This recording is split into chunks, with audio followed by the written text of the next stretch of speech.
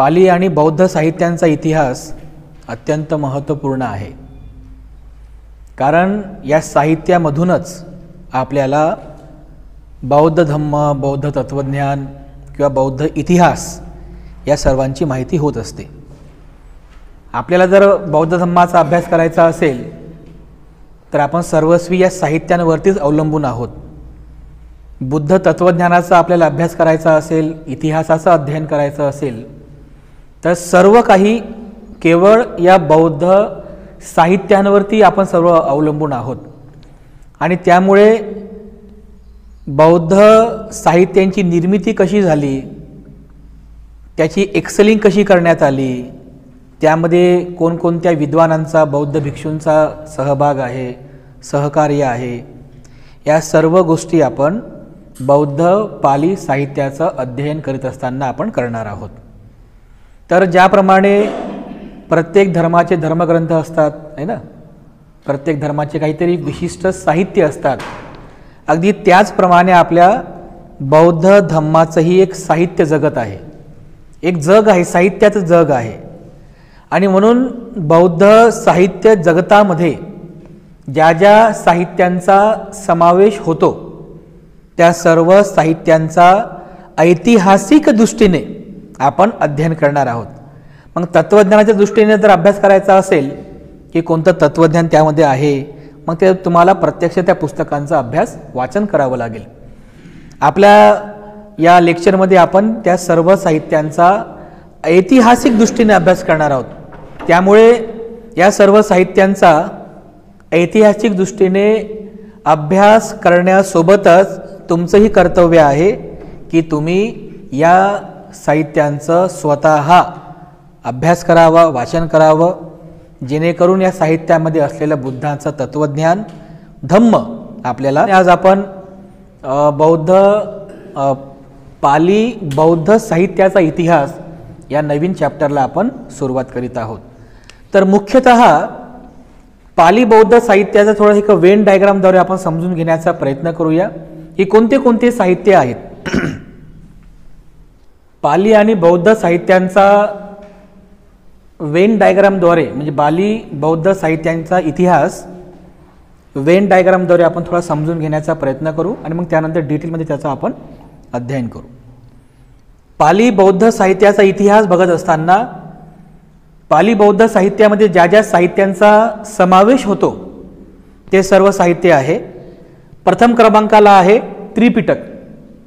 आपल्या सर्वांनाच माहिती आहे बौद्ध धम्माचं जे मूळ साहित्य आहे किंवा बौद्ध धम्माची जे ग्रंथ संपदा आहे त्याला आपण त्रिपिटक असं म्हणतो. तर त्रिपिटक हे प्रथम क्रमांकाचं बौद्ध पाली साहित्य आहे. त्यानंतर अनुपिटक हे सुद्धा पाली बौद्ध साहित्यातील अत्यंत महत्त्वपूर्ण साहित्य आहे. असे काही ग्रंथ जे ग्रंथ त्रिपिटकामध्ये सम्मिलित नाही आहेत, त्रिपिटकाच्या बाह्य जे काही ग्रंथ आहेत त्या सर्व बाह्य ग्रंथांना ज्याची निर्मिती भारतामध्ये झाली अशा सर्व बौद्ध साहित्यांचा अंतर्भाव या अनुपिटक साहित्यामध्ये होतो. जसं उदाहरणार्थ मिलिंद प्रश्न. ठीक आहे, मिलिंद प्रश्नाची निर्मिती भारतातच झालेली आहे, परंतु तो त्रिपिटकाचा भाग नाही आहे. त्रिपिटकाचं जे बाह्य ग्रंथ आहेत, तर जेवढे काही त्रिपिटकाच्या बाह्य ग्रंथ आहेत त्या सर्व ग्रंथांना अनुपिटक साहित्य असं म्हणतात. त्यानंतर अठ्ठकथा आहे. अठ्ठकथा म्हणजे पाली साहित्य जगतामध्ये काही स्कॉलर, बुद्धिस्ट स्कॉलर होऊन गेले. जसं आता बघा इथे एक नाव दिलेलं आहे, बदंतचर्य बुद्ध दत्त आहे ना, त्यांना पाली अठ्ठकथाचे आद्याचार्य म्हणतात. आद्य पाली अठ्ठकथाचार्य म्हणजे पाली साहित्यातील पाली ग्रंथांवर, बौद्ध ग्रंथांवर टीका ग्रंथ, कॉमेंट्रीज लिहिण्याची सुरुवात ज्यांनी केली ते म्हणजे आद्य अठ्ठकथाचार्य बदंतचर्य बुद्ध दत्त. आणि मग त्यानंतर बुद्ध दत्ताच्या नंतर आहेत बुद्धघोष आहेत, धम्मपाल आहेत. असे बुद्धिस्ट स्कॉलर इतिहासाच्या 5व्या आणि 6व्या शतकामध्ये या भारत देशात होऊन गेलेत, बुद्धिस्ट स्कॉलर. तर त्यांनी पाली त्रिपिटकामध्ये असणाऱ्या जवळपास सर्वच ग्रंथांवरती विविध प्रकारचे टीका ग्रंथ लिहिले, अठ्ठकथा लिहिले. अठ्ठकथा म्हणजे त्रिपिटकातील काही विशिष्ट सूत्रांचा अर्थ. अठ्ठ म्हणजे काय? अर्थ स्पष्ट करणारे पुस्तकं त्यांनी लिहिलेले आहेत. त्याचा अर्थ स्पष्ट करणारे काही पुस्तकं त्यांनी लिहिले. त्या सर्व पुस्तकांना, ग्रंथांना, साहित्याला अठ्ठकथा साहित्य असं म्हणतात. अठ्ठकथा साहित्य. मग अठ्ठकथामध्ये काही जे साहित्य आहेत त्या साहित्यांमध्ये या सर्व शब्दांचा, सूत्रांचा अर्थ म्हणजे अर्थ स्पष्ट केलेला आहे.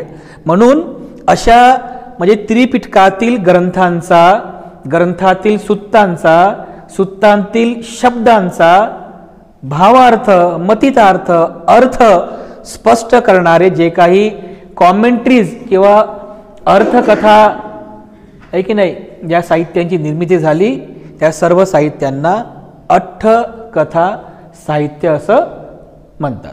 ठीक आहे. त्यानंतर चौथा जो भाग आहे पाली साहित्याचा तो आहे वंश साहित्य. वंश साहित्य म्हणजे जे साहित्य श्रीलंकेमध्ये निर्माण झालं. श्रीलंका या देशात पाली आणि बौद्ध साहित्य जे काही निर्माण झालं किंवा बौद्ध धम्माच्या तत्वज्ञानाशी संबंधित जेवढेही काही साहित्य निर्माण श्रीलंकेमध्ये झालं त्या सर्व साहित्याला वंश साहित्य असं म्हणतात. दीपवंश आहे, आपण नाही का महावंश ग्रंथाचा इतिहास बघू, महावंश, दीपवंश, थूपवंश म्हणजे स्तूपांचं जे स्तूप निर्माण झाले 84,000 त्याचा इतिहास थूपवंश. तर असे जे काही वंश साहित्यातील ग्रंथ आहेत ते सुद्धा बौद्ध धम्माचा इतिहास, तत्वज्ञान समजून घेण्यासाठी अत्यंत महत्त्वपूर्ण आहेत. त्यामुळे वंश साहित्याचं सुद्धा अध्ययन करणं इतिहासाच्या दृष्टीने, तत्वज्ञानाच्या दृष्टीने अतिशय महत्त्वाचं आहे. तर या सर्व साहित्यांचा आपण आपल्या या लेक्चरमध्ये आपण अध्ययन करणार आहोत. तर आज आपण केवळ त्रिपिटक साहित्याचं एक परिचय करून घेऊया की त्रिपिटक साहित्यामध्ये कोणते कोणते साहित्य येतात, ग्रंथसंपदा येते, त्याचं आपण या ठिकाणी अध्ययन करू. तर सुरुवातीला आपण बघूया त्रिपिटक. हे सर्वांच्या लक्षात आलं? त्रिपिटक पाली बौद्ध साहित्याचा इतिहासाअंतर्गत आपण आज त्रिपिटकाचा इतिहास पाहणार आहोत. त्रिपिटकामध्ये कोणते कोणते ग्रंथ येतात, त्याचे पार्टिशन कसे केलेले आहेत, त्या ग्रंथांमध्ये किती सूत्र आहेत, त्याचा एक शॉर्टमध्ये थोडंसं आपण जाणून घेण्याचा प्रयत्न करूया. तर आपल्याला सर्वांनाच माहिती आहे बौद्ध जे साहित्य आहे, मूळ साहित्य, त्याला आपण त्रिपिटक असं म्हणतो. या शब्दाचा अर्थ होतो तीन पिटक. त्रिपिटक म्हणजे तीन पेट्या. तर तीन पेट्या म्हणजे अशा विशिष्ट पेट्या नाही आहेत. ठीक आहे. त्याला फक्त तो अर्थ देण्यात आलेला आहे की तीन भागामध्ये हे साहित्य विभाजित करण्यात आलेलं आहे. त्याला त्रिपिटक असं आपण म्हणतो. तर कोणते तीन भाग आहेत त्रिपिटकाचे? त्रिपिटकाचे तीन भाग आहेत: सुत्त पिटक, विनय पिटक आणि अभिधम्म पिटक. सुत्त पिटक म्हणजे काय? सुत्त पिटक म्हणजे भगवान बुद्धांनी जेवढेही उपदेश केलेले आहेत गृहस्थांना, उपासक उपासिकांना, भिक्षूंना, जे काही व्यावहारिक उपदेश आहेत ते सर्व उपदेश ज्याला आपण सुत्त म्हणतो ते सर्व सुत्तरूपी उपदेश या सुत्त पिटकामध्ये संग्रहित केलेले आहेत. विनय पिटक भिक्षू आणि भिक्षुणींचे जेवढेही विनय तयार झाले त्या सर्व विनयांचा संग्रह या विनय पिटकामध्ये आपल्याला वाचायला मिळतो. आणि अभिधम्म पिटक जे आहे तर अभिधम्म पिटकमध्ये म्हणजे भगवान बुद्धांचे जे काही गूढ उपदेश आहेत, जसं आपलं शरीर आणि आपलं मन यांच्यामध्ये जे पारस्परिक संबंध आहेत आणि त्यामधून निर्माण होणारे कुशल धर्म, अकुशल धर्म, अव्याकृत धर्म आहे की नाही, ह्या सर्व गूढ उपदेशांचा संग्रह म्हणजे अभिधम्म सूत्रांचा संग्रह अभिधम्म पिटकामध्ये आपल्याला वाचायला मिळतो. तर याच्यामध्ये जे काही भाग आहेत ते भाग आपण बघूया. सुत्त पिटक आहे. ठीक आहे. सुत्त पिटक याला आपण नाव देऊया ए, याला आपण नाव देऊया बी आणि याला सी नाव देऊया. ठीक आहे, ए बी सी. ए म्हणजे सुत्तपिटक अंतर्गत याचे एकूण 5 भाग आहेत. पहिला भाग आहे दीर्घ निकाय, दुसरा आहे मध्यम निकाय, तिसरं संयुक्त निकाय, चौथा आहे अंगुत्तर निकाय, पाचवं खुद्दक निकाय. निकाय, निकाय या शब्दाचा अर्थ होतो भाग, उपभाग. ठीक आहे, पार्ट. सुत्तपिटकाचे 5 भाग आहेत, म्हणजे 5 निकाय आहेत. कोणते कोणते आहेत? पहिला आहे दीर्घ निकाय. दीर्घ म्हणजे दीर्घ, मोठे, विशाल. भगवान बुद्धांचे जे काही मोठे उपदेश होते, म्हणजे दीर्घ उपदेश, त्या सर्व दीर्घ उपदेशांचा संग्रह दीर्घ निकायामध्ये करण्यात आलेला आहे. जे काही उपदेश मध्यम आहेत, म्हणजे मध्यम प्रतीचे आहेत, अशा मध्यम प्रतीचे जे काही उपदेश आहेत त्या उपदेशांचा संग्रह मध्यम निकायामध्ये आहे. संयुक्त निकायामध्ये भगवान बुद्धांचे एकाच विषयाला अनुसरून वेगवेगळ्या ठिकाणी केलेले जे काही उपदेश आहेत त्या सर्व उपदेशांना संयुक्त केलं, एका ठिकाणी करून त्याला संयुक्त निकायामध्ये संग्रहित केलेला आहे. त्यानंतर अंगुत्तर निकाय, भगवान बुद्धांच्या उपदेशाचे छोटे छोटे भाग म्हणजे अंग, पार्ट्स करून त्याचा संग्रह या अंगुत्तर निकायामध्ये केलेला आहे. आणि खुद्दक निकाय, खुद्दक निकायामध्ये यामध्ये परत 15 ग्रंथांचा समावेश आहे. छोटे छोटे असे काही ग्रंथ आहेत, या छोट्या छोट्या ग्रंथांचा समावेश या खुद्दक निकायामध्ये करण्यात आलेला आहे. तर सुरुवातीला बघूया, जे दीर्घ निकाय जे आहे, या दीर्घ निकायामध्ये एकूण 34 सुत्तांचा संग्रह आहे. 34 सुत्त. ब्रह्मजाल सुत्त, महापरिनिब्बाण सुत्त, कूटदंत सुत्त, हे जे काही दीर्घ सुत्त आहेत, असे एकूण 34 सुत्तांचा संग्रह या दीर्घ निकायामध्ये तुम्हाला वाचायला मिळतो. जे मध्यम निकाय आहे, मध्यम निकायामध्ये 152 सुत्तांचा संग्रह करण्यात आलेला आहे. ठीक आहे, 152 सुत्त मध्यम निकायामध्ये तुम्हाला वाचायला मिळतील. त्यानंतर जो संयुक्त निकाय आहे, संयुक्त निकाय जसं मी तुम्हाला अर्थ सांगितला की एकाच विषयावर विविध जे काही उपदेश आहेत, छोटे छोटे उपदेश, त्यांना संयुक्त एका ठिकाणी करून त्यांना संयुक्त करण्यात आलं आणि त्याला तिथे संग्रहित करण्यात आलं. तर संयुक्त निकायामध्ये एकूण 56 संयुक्त आहेत आणि 56 संयुक्तामध्ये 2661 सुत्तांचा संग्रह या संयुक्त निकायामध्ये करण्यात आलेला आहे. अंगुत्तर निकाय, अंगुत्तर निकायामध्ये याच्यामध्ये एकूण 11 भाग आहेत, ज्याला निपात असं म्हटलेलं आहे. 11 निपात म्हणजे 11 भाग आहेत आणि या 11 भागामध्ये एकूण सुत्तांची संख्या आहे 2308. 2308 सुत्त आहे. त्यानंतर खुद्दक निकायामध्ये परत 15 ग्रंथांचा समावेश या खुद्दक निकायामध्ये तुम्हाला मिळेल. खुद्दक निकाय 15 ग्रंथ आहेत. खुद्दक निकायचे एकूण 15 ग्रंथ आहेत. पहिला आहे खुद्दक पाठ, दुसरं धम्मपद, तिसरं उदान, चौथं इतिउत्तक, पाचवं सुत्तनिपात, सहावं विमानवत्थू, सातवं पेतवत्थू, आठवं थेरगाथा, नववं थेरीगाथा, 10वं जातक, 11वं निद्देश, 12वा पटिसंभिधा, 13वा अपदान, 14वा बुद्धवंश आणि 15व्या क्रमांकाचा ग्रंथ आहे चर्या पिटक. तर सुत्त पिटकातील 5वा ग्रंथ खुद्दक निकाय. ग्रंथ म्हणजे हा एक समुच्चय. खुद्दक निकायातील या 15 ग्रंथांचा परिचय आपण या ठिकाणी करून घेत आहोत. यामध्ये पहिला जो भाग बघितला आपण, पहिला ग्रंथ खुद्दक पाठ, छोटासा पुस्तक आहे. या खुद्दक पाठामध्ये त्रिशरण पंचशील, त्यानंतर पूर्ण त्रिरत्न वंदना, बुद्धपूजा, महामंगल सुत्त, हे काही छोटे मोठे जे सुत्त आहेत, या सर्व सुत्तांचा संग्रह तुम्हाला या खुद्दक पाठामध्ये मिळेल. त्यानंतर धम्मपद.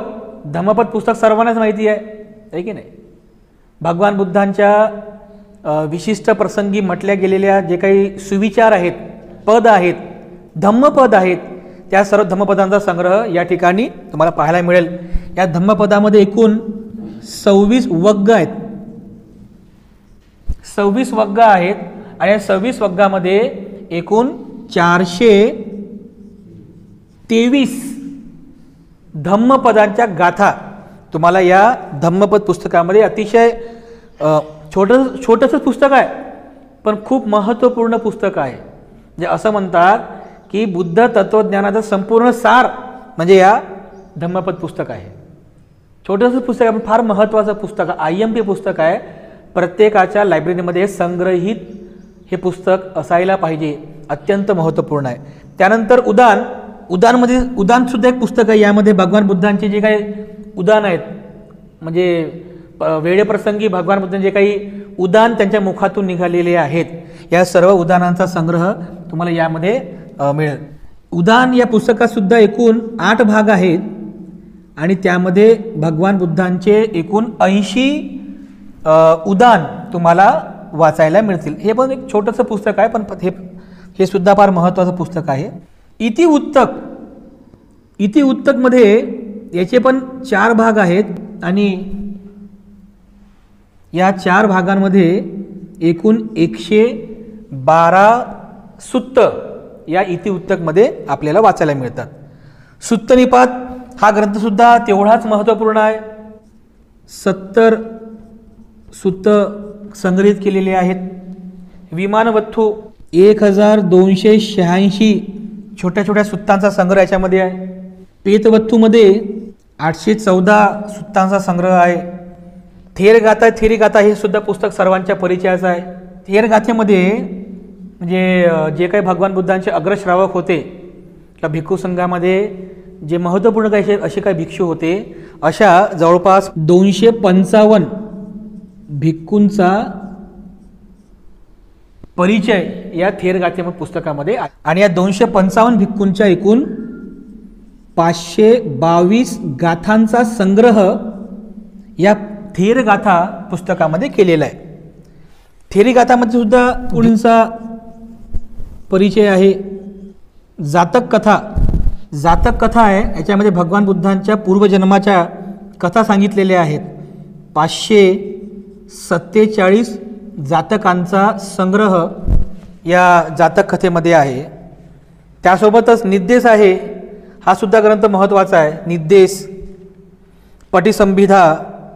त्यानंतर जो अपदान ग्रंथ आहे, या अपदानामध्ये भगवान बुद्धांच्या संघातील जे काही भिक्खुणी होऊन गेलेले आहेत, अशा भिक्खुणींचा म्हणजे थेर आणि थेरींचा जीवन वर्णन याच्यामध्ये तुम्हाला वाचायला मिळेल. ज्यामध्ये एकूण 7553 गाथांचा संग्रह या अपदान पुस्तकामध्ये करण्यात आलेला आहे. यासोबतच बुद्धवंश या शब्दामध्येच त्या ग्रंथाचा विषय दिलेला, म्हणजे बुद्धांचा वंश. तर या पुस्तकामध्ये सुद्धा बुद्धवंशामध्ये जे दीपंकर बुद्ध होऊन गेलेत, दीपंकर बुद्ध ते सिद्धार्थ गौतम बुद्धांपर्यंत अशा एकूण 24 बुद्धांचा परिचय बुद्धवंश पुस्तकामध्ये आहे. त्याचप्रमाणे चर्यापीठक जे आहे, या चर्यापीठक या ग्रंथामध्ये ज्या 10 पारमिता आहेत, 10 पारमिता आहे. तर 10 पारमितांपैकी दान पारमिता जी आहे, दानपासून दान, शील, नैष्क्रम्य, अधिष्ठान, सत्य, मैत्री आणि उपेक्षा, दान ते उपेक्षा ह्या ज्या काही 7 पारमिता आहेत, या 7 पारमितांचा इतिहास, त्यांचा परिचय या चर्यापीठकमध्ये, या पुस्तकामध्ये आपल्याला वाचायला मिळतो. म्हणजे 7 पारमितांचा एक परिचय, इतिहास या चर्या पिटकमध्ये तुम्हाला वाचायला मिळेल. आणि त्याचप्रमाणे 14वा जो ग्रंथ आहे बुद्धवंश, या बुद्धवंश ग्रंथामध्ये सुद्धा जे दीपंकर बुद्ध जे झाले, दीपंकर बुद्धांपासून त्या सिद्धार्थ गौतम बुद्धांपर्यंतचा इतिहास किंवा परिचय या बुद्धवंश ग्रंथा म्हणजे 24 बुद्धांचा परिचय, 24 बुद्धांचा परिचय या बुद्धवंश पुस्तकामध्ये आपल्याला वाचायला मिळेल. आणि बाकी जे काही ग्रंथ आहेत त्या ग्रंथांचा समुच्चय आणि त्या ग्रंथामध्ये असा एक सुत्तांचा अल्पपरिचय संख्यांच्या माध्यमातून आपण केलेला आहे. तर हे असे एकूण 15 ग्रंथ खुद्दक निकायाच्या अंतर्गत येतात. ओके, किती? एकूण 15 ग्रंथ. तर अशा प्रकारे सुत्त पिटकाचा आपण या ठिकाणी अभ्यास केला, ज्यामध्ये सुत्त पिटकाचे एकूण 5 भाग आहेत. दीघ निकाय, दीर्घ सुत्त, एकूण 34 सुत्तांचा संग्रह आहे. मध्यम निकाय, मध्यम सुत्त, त्यामध्ये 152 सुत्तांचा संग्रह आहे. संयुक्त निकाय म्हणजे संयुक्त पद्धतीने केलेले सुत्त, त्यामध्ये 56 संयुक्तांमध्ये एकूण 2661 सुत्तांचा संग्रह आहे. अंगुत्तर निकाय, यामध्ये एकूण 11 भागात 11 निपातांमध्ये 2308 सुत्तांचा संग्रह आहे. खुद्दक निकाय, यामध्ये हे 15 ग्रंथ आहेत. या 15 ग्रंथांचा आपण सगळा परिचय या ठिकाणी केलेला आहे. खुद्दक पाठ, धम्मपद, उदान, इतिउत्तक, सुत्तनिपात, विमानवत्तू, पेतवत्तू, थेरगाथा, थेरीगाथा, जातक, निर्देश, पटिसंविधा, अपदान, बुद्धवंश आणि चर्या पिटक, अशा एकूण 15 ग्रंथांचा समुच्चय खुद्दक निकायाच्या अंतर्गत येतो. ओके, सुत्त पिटकाचा संपूर्ण ग्रंथ परिचय या ठिकाणी आहे. सर्वांनी हा ग्रंथ परिचय व्यवस्थित लक्षात ठेवा. विनय पिटक, ज्यामध्ये भगवान बुद्धांनी भिक्खू संघाकरिता तयार केले जेवढे काही विनय आहेत, या विनयांचा परिचय, या विनयांचा इतिहास या विनय पिटकामध्ये आपल्याला पाहायला मिळतो, वाचायला मिळतो. यामध्ये सुद्धा एकूण 5 भाग आहेत. पहिला भाग आहे भिक्खू, भिक्खूंचे विनय. दुसरा भाग आहे भिक्खुणी विभंग. तिसरा भाग आहे महावग्ग. चौथा आहे चुल्लवग्ग आणि 5वा आहे परिवार. विनय पिटकाचे हे एकूण 5 भाग आपण बघितले. कोणते? पहिला भाग आहे भिक्खू विभंग, दुसरा आहे भिक्खुणी विभंग, तिसरा आहे महावग्ग, चौथा आहे चुल्लवग्ग आणि 5वा ग्रंथाचं नाव आहे परिवार. भिक्खू विभंग म्हणजे तुमच्या लक्षात आलं असेल, भिक्खू विभंग म्हणजे भिक्खूंचे विनय. किती विनय आहेत भिक्खूंचे? एकूण 227 विनय या भिक्खू विभंगामध्ये तुम्हाला वाचायला मिळतील.